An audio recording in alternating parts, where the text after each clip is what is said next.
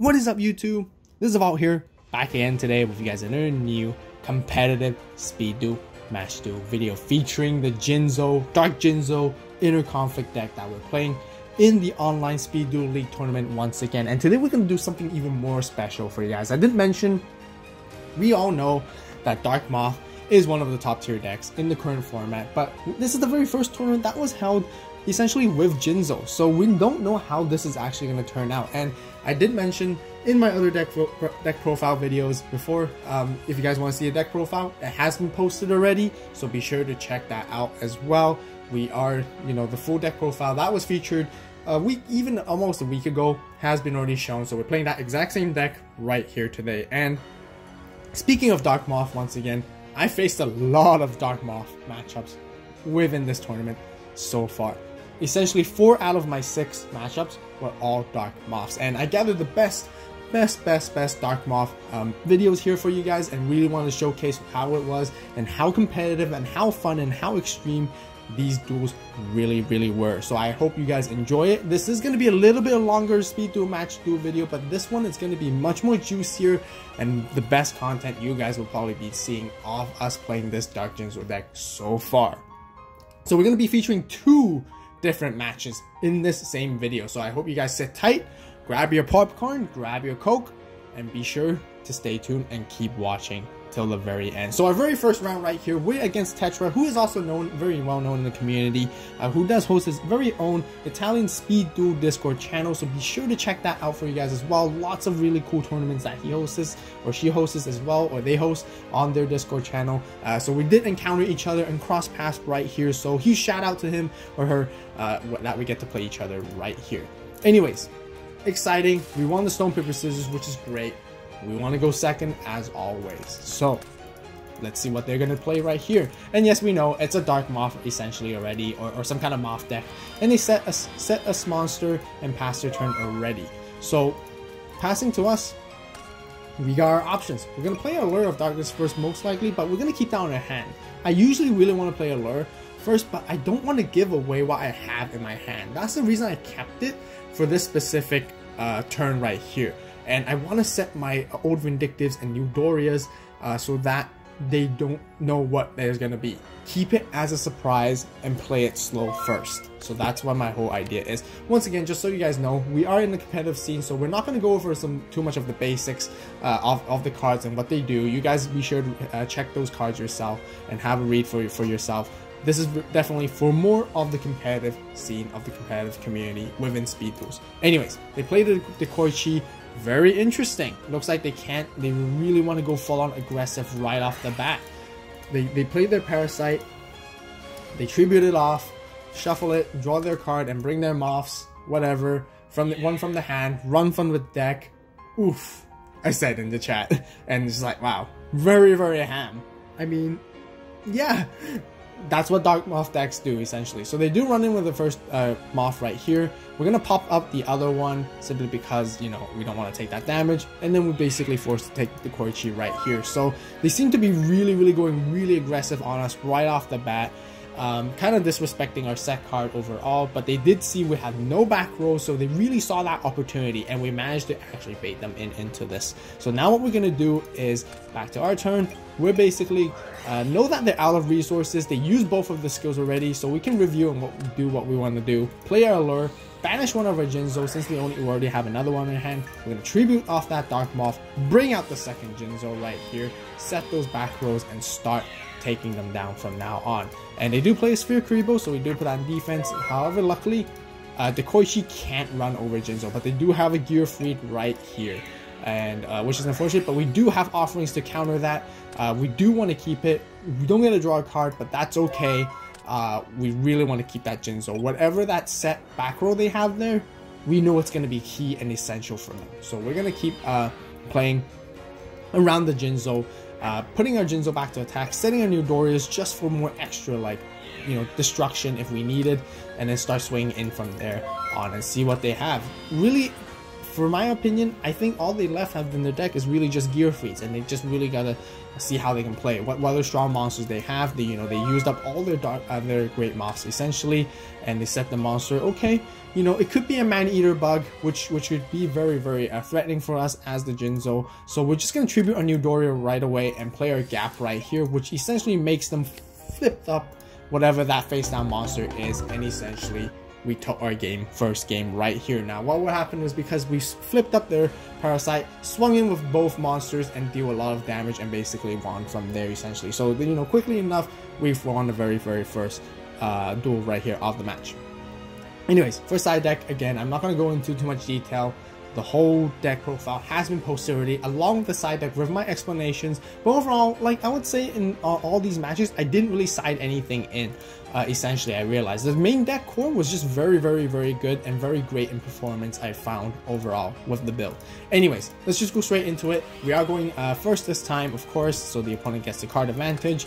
And again, we got 2 Jinzos, and yes, I did mention I do play Eradicating Aerosol, not in the main. This is something that we definitely sided in essentially. Now, I did say a bit earlier, just a while ago, I did say I didn't side anything in, but this was one of the cards I decided to side in because I was against a Moth deck. But I did mention in my deck profiles and everything that overall, after looking back, that this card didn't really help me as much. It wasn't as good as I really thought it was. I thought it was great against these insect decks, but it's just way too slow. It being a spell card and you have to use it on your turn instead, it's usually too late.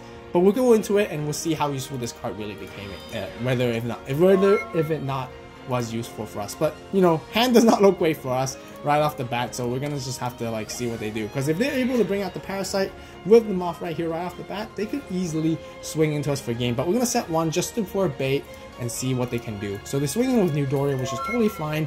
We drew into another Twister. Now this is getting a bit bricky, a little bit unfortunate. That's the downside of playing triple Jinzos, but I do want to really abuse the power of Jinzo.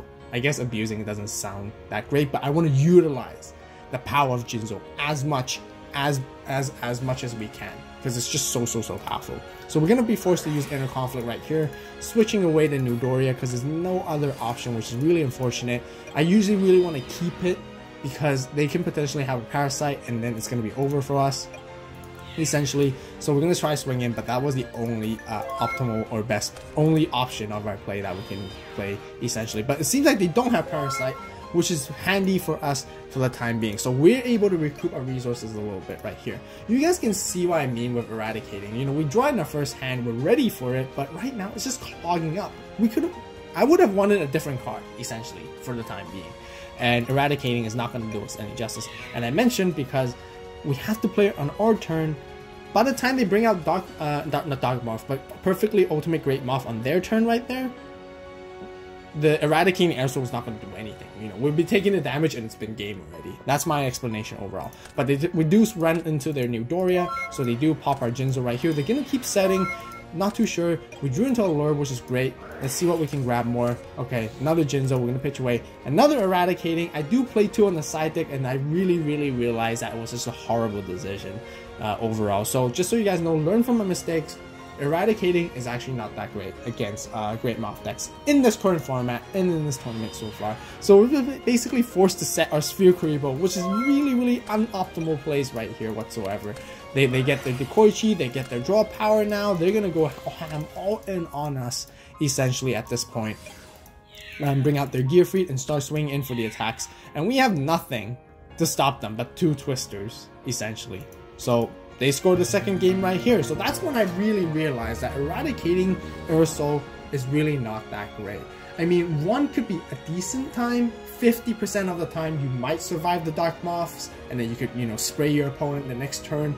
But usually, like I said, the other half of the time, it's just clogging up your hand, and it's just way too slow, essentially. I'd rather play some more trap cards even, if I have to. Like more Zomas, essentially. Or more offerings, to basically help me play around these sticky situations, essentially.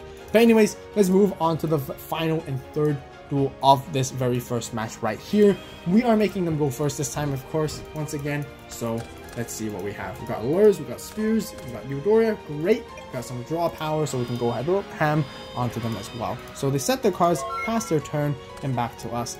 And right here, we're going to play our allure, see what we can grab. We're going to pitch away our sphere so we can keep Eudora and Old Vindictive, so we're going to be a bit patient. We want to see our Jinzos later as well. We don't want to go too ham on the allure simply because, you know, we don't want to draw into bad resources, but we do want to see Jinzo soon, because we need to see that card. So we're going to pass our turn. They're going to be setting a lot right here, so okay.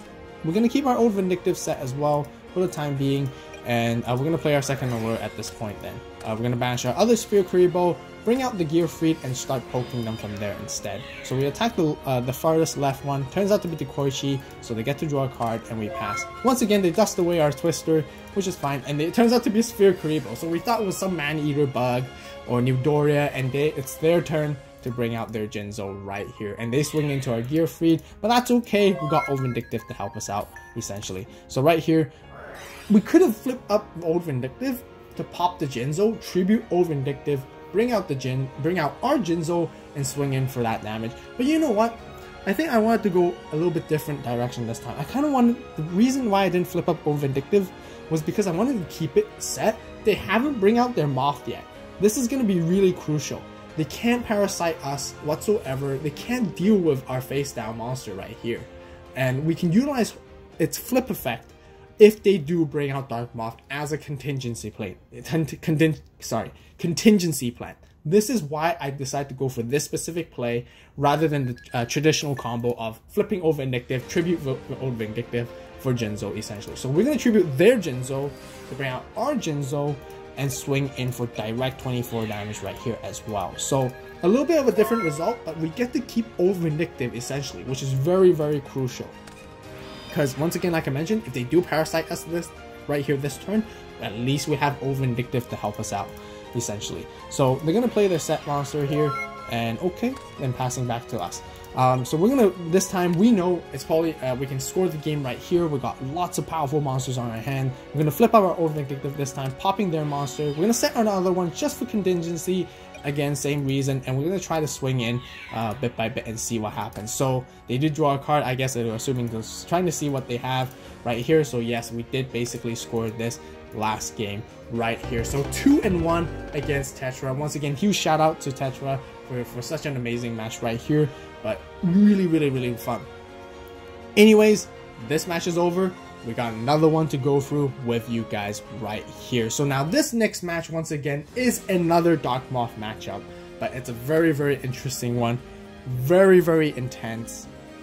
A little bit stressful, but very, very, very pressuring indeed. And we're actually playing against some MSD12 as a username, as you guys can see here, but we're actually playing against Blaze, which is a very, very, very great opponent. This is definitely a very intense match right here, and there's a lot of things to learn. I will point out to you guys, there's a lot of things to learn in this match. Now, so just so you guys know, this was a match that was literally of the very final round of the Swiss before we get into the top cut, and this was the match that was the deciding factor whether I get into top 8 or not.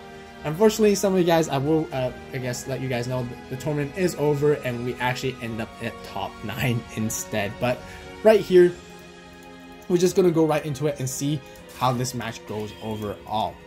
Now, there's still a lot of things to learn, of course, like I mentioned. So we did lose Stone, Paper, Scissors. We are going first. We're going to set our Zoma, which is really great for the early game if we don't see Jinzo. Set our offerings and basically pass the turn.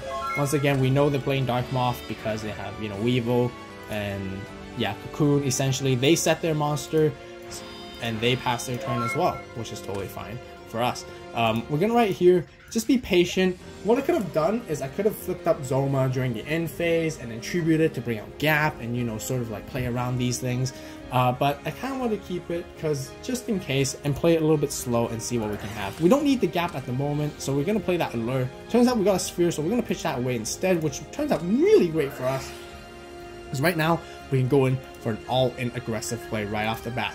We're going to inner conflict that monster, see what it is, and turns out to be a Man-Eater bug, which is really, really good for us because we can tribute it, bring out our Jinzo, now they have nothing on their back row, and we're going to start swinging in, and we're going to deplete their Sphere Kuribohs if they have any, essentially.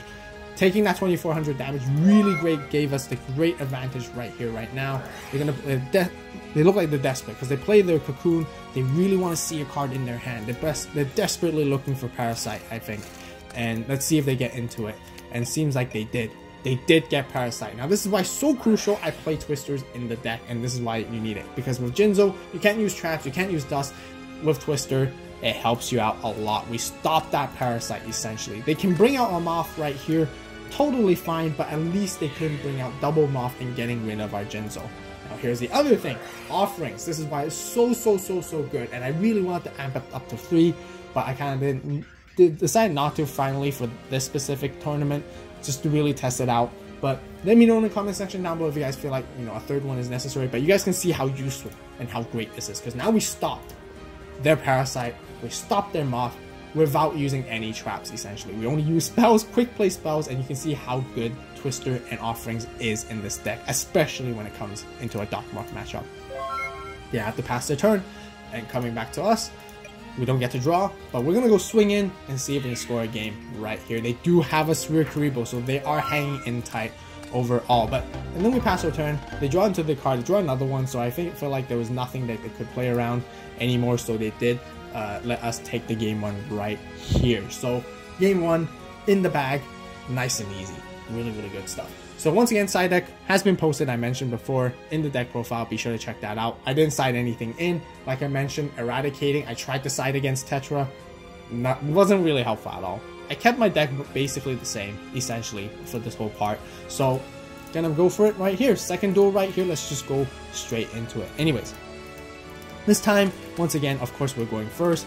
We see Eudora in our hand, which is great. We're going to set that for sure and basically pass our turn right here. We're not going to use Allure too quickly just yet. There's nothing we really need. We can play it slow for now and then see how it goes.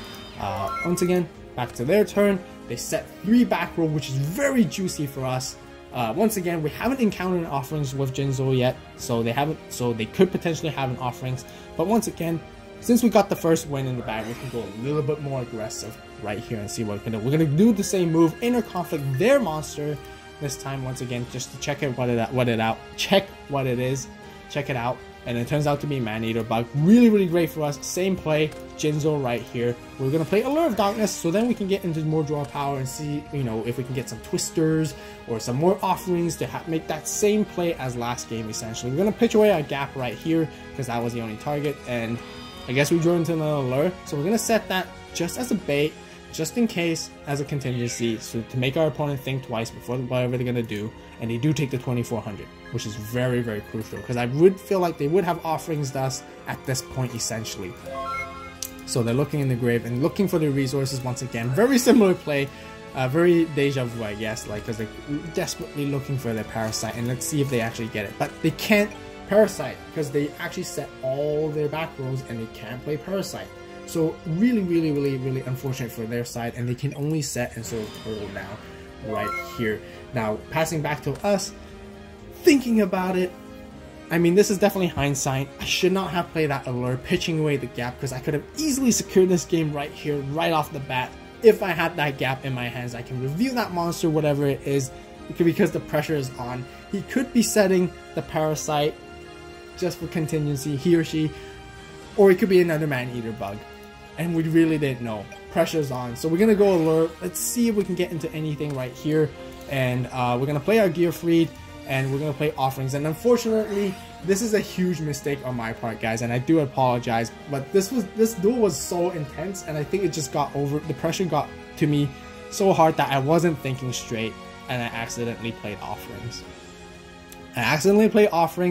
Thinking I could have popped that face down monster, but I can only target face-up monsters, which is really unfortunate on my side, and really my bad. So I do apologize for that, guys, and I basically screwed this up for myself for a misplay. But we're gonna keep going into it. So ladies and gentlemen, learn from me, learn to read your cards.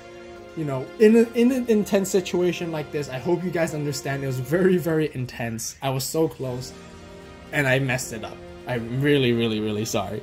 But learn from me, you guys. Be patient. Be calm in these situations, and don't do quick rusty plays like this. Like, like blind plays like this essentially. Anyways, let's go into it. What is next? Turns out to be a man-eater bug right here. So they do flip it up, and then they do basically pop our Jinzo essentially, and they get their advantage back right here. They immediately play their Zoma right here. So now Jinzo's gone. Their back row has been freed up essentially, and they basically can start attacking into us from now on. They do attack into our New Doria. We do flip it off and destroy the Zoma with our New Doria, passing now back to us. Go for Gear Freak, try to swing for the game right here, but they have Nightmare Wheel, stopping our Gear Freak as well, and you guys can see how this just went downhill ever since that one simple misplay right there. And once again, I'd like to mention, Gear Freak is really good against Dark Moths, because Parasite, they can't Parasite us, essentially, or pop them off. So that's why they're forced to play a Parasite, and Parasite their own monster. Now they can bring out at least the Moth from their deck, and potentially one from the hand, but looks like they don't have one from the hand, and they swing in right here, scoring them the game too. Now, once again, I gotta apologize, guys. Really huge misplay by myself. So we're gonna try our best in the third game right here and see what we can do to make this comeback. So anyways, let's put that behind us and try to go for this. And let's see, we do make them go first this time once again, and then we're gonna go into us. We have a really great hand, as I can see. We're going to play our Inner Conflict combo once again, taking their monster right off the bat, getting our Jinzo, and then basically start swinging in for that damage, and go very aggressive once again, giving us the huge advantage right here in terms of life points already. And they do play their Parasite Paranoid, and then basically tribute off our Jinzo, which is okay. The only reason why I did this such an aggressive play, because I knew they could potentially bring out Great Moth, and we have a Zoma as a contingency essentially. So we're not afraid, because they can't swing into us, they can't end the game here, because if they do attack into our Zoma, they would end up losing the game, and that we're going to pressure them like that. Hindsight now, looking back on it, maybe I shouldn't have been that aggressive, maybe I should have been a bit slower, be a bit more patient, but getting rid of a Man-Eater bug is just very big in most cases, because if we get rid of a Man-Eater bug first, they could have easily OTK'd us as well, essentially. So we play our Zoma to basically pressure them right here. And then the next turn, our goal was to basically swing into Crash Zoma into Dark Moth, and then we basically win right there. We can take 1700. We have enough life points, and they were ending up taking 35 essentially. So we're going to be setting our Over Vindictive again as a contingency plan and start trying to swing here. And turns out they do have a Sphere Kuriboh, which we didn't expect, because we didn't see in the first game and the second game, I think, which is totally fine. So let's see what they're going to do. So they did strategically play well right here. They know their Moths can't be in attack position anymore, so they swapped them into defense, and essentially our Zoma can't basically end them there. Now, we got into another Over Vindictive Magician, which is really great, because now our next other plan is to basically pop both their Moths next turn and basically swing in for game and get rid of all their strong monsters. So we're all set up for that. So they do play a Zoma in the end phase, which is fine, and we pass it back to them right here. And really good play on them. They actually have a gap on their hands as well. Now, I did not expect that, and they did take us from surprise right here, and they basically flipped us all into attack position right here, which is really unfortunate. We have two Sphere Kuribohs as a backup plan, so we're thinking very tightly, very carefully what we can do here. So they attack with Moth, we play Sphere. We gotta stop that, because we'll take the damage and we'll lose the duel right here. They attack with Gap. Now, doing some calculations in my head, we can still take in that damage, but we didn't want to, so we're probably going to use Sphere here as well. Now, this is what we realized at this point. Now thinking about it, maybe I misplayed here, or maybe I didn't, but maybe it was the dead end for me. But maybe I should have saved the Sphere. I should have took it in with Over Vindictive. But I think regardless of what our play is here, because of Gap being there, it made it very difficult for us. They're swinging with Zoma, and just so you guys know, if Zoma crashes into Zoma, what we figured out during the duel was, in the ruling, is neither player takes damage because of that, which is very crucial. Now, the explanation and reasoning that we found was because that there was no more, since Zoma is a trap monster, when Zoma reaches the grave, when both Zoma reaches towards the grave, they're no longer considered as monsters. They're traps again, and you can't confirm the attack of a trap, essentially, so they don't take damage. That's the perfect ruling right there, which makes total sense. That is why they were able to overcome it right here, and really, really unfortunate. Now we're left with 2 Old Vindictives in face of attack. Man, that Gap Divine the Soldier play was definitely very huge for them, and we're drew into Allure, which is our golden card to see if we can able to turn this around, whatever we can do. And we got another Jinzo. We got another Allure. This is really tough. Should we be playing it? We played it anyways. See what we can do. Really extend us to the full context. And we got another Sphere. And unfortunately, I think this is game right here, ladies and gentlemen. We do take down their Gap. They got another Sphere, but we can't put our Old Vindictive back to defense because of Gap being existent on the field. And we just have to pass our turn right here, which is really, really unfortunate. And they do take the intense last game 3 right here. So just so you guys know, that mistake I made in game 2 was absolutely huge. Definitely learn to read the cards carefully, think calmly before you play anything else, and really, really think it through before doing so. Now, because of that one mistake, I think they basically got this entire game. But regardless of that, my own mistake, my opponent played very, very well. It was a very, very great match. So a huge shout out to MSD12 right here once again. Really, really happy. I really enjoyed it. I had a lot of fun, but because of this, I did end up in top 9 and did not make the top cut for top 8 into the finals. So I apologize for that, guys. I did want to get more content and into the top 8, especially to let you guys know how powerful this deck is. But you guys can see the potential overall for the Jinzo. That basically ends off this entire Speed Duel match series for Jinzo deck right here, and we're gonna go back to a little bit more of a casual and fun content coming up essentially a bit more, and we're gonna tone ourselves down a little bit, take a break from these tournaments. But overall, it was very, very, very fun. I hope you guys enjoyed it. This is definitely a much longer Speed Duel match video, but we have 2 really juicy good matches in here. I hope you guys learned a lot from these matches overall. If you guys did, be sure to hit that like button. It really, really helps us out on the channel, and I really appreciate it. Comment down below what you guys think. Any suggestions, any ways I could have played it better, you know, any feedback, I would greatly, greatly appreciate it. And once again, I do apologize for that misplay on my bad, but I hope you guys can forgive me, and I hope you guys enjoyed it and learned a lot as well. But yeah, let me know what you guys think in the comment section down below as usual. And yeah, thank you guys so much for watching for this much longer video. I hope you guys definitely enjoyed it, and thank you guys so much overall for sticking around. So yeah, as always, you guys have a great day, great night, wherever you are. Stay tuned for more Speed Duel videos, and this is AVAULT signing out.